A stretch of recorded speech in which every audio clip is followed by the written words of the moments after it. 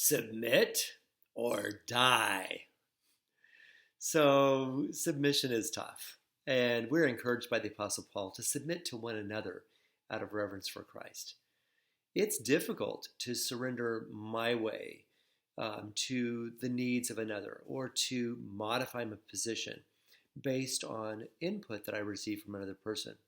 But it's really what allows us to be in relationship in a way that allows us to work together, to operate as a body by being tuned into each other, surrendering to one another as needed.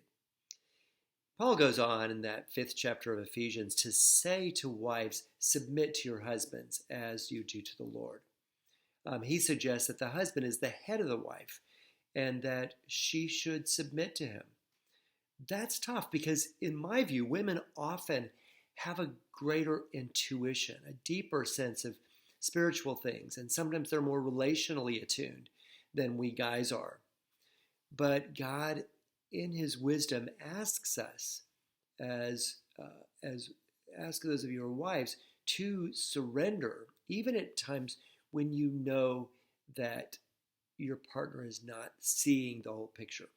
Now, it's your job, of course, to give him your heart, to give him your perspective, to be very committed to having your say and to getting your way when it's legitimately possible.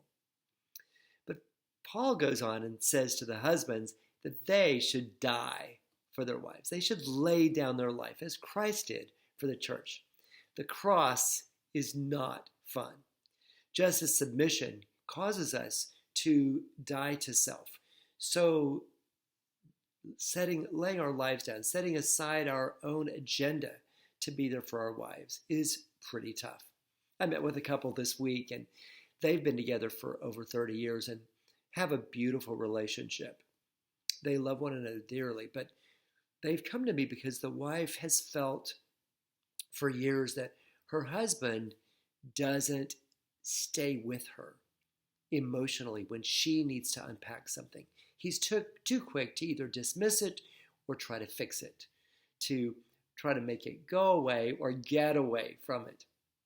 Well, thankfully, God allowed me to ask the question, which I was confident I knew the answer to. The question, if someone busted in the room with a gun, would you take a bullet for your wife? And this really strong alpha male said, of course I would. And I knew it was right. I knew that he would defend his wife with his life. He would lay down his life, literally, for her. But for him, it was a big challenge to set aside his agenda, his need in the moment, to be patient and to persist in being curious and open to his wife when she needed to process with him. I told him about the story of Naaman, who was a commander of armies in the Old Testament, who needed healing. And he had leprosy, which was incurable. And in his country, there was a servant girl who came from the land of Israel, from Canaan, who knew of a prophet who had the power to heal. When she told Naaman about this possibility, Naaman was all in. He got his entourage together, loaded up his chariots with precious things, and set out on a conquest. He was used to getting what he wanted, and this was no exception. To his dismay, though, when he got to the prophet's home, the prophet didn't even come out personally to see him. He sent out a servant with instructions that Naaman should go dip in the river Jordan 7 times. Well, Naaman was not happy. He went off in a huff, incensed that he should be required to do something so base, something so nasty. He remarked that the rivers in his country were way better than the dirty Jordan River. Thankfully, he had a servant with him who approached Naaman to ask him to shift his perspective. He asked Naaman if the prophet had given you some heroic deed, some challenging quest, would you not have done the deed or gone on the quest? Of course, the answer was obvious. Naaman would do the hard thing. But it was that simple thing that challenged him to trust, to set aside his own way for God's way. When your wife needs to talk to you, guys, it may feel like dipping in the River Jordan, like this is a waste of time. This is uncomfortable. This is not my cup of tea.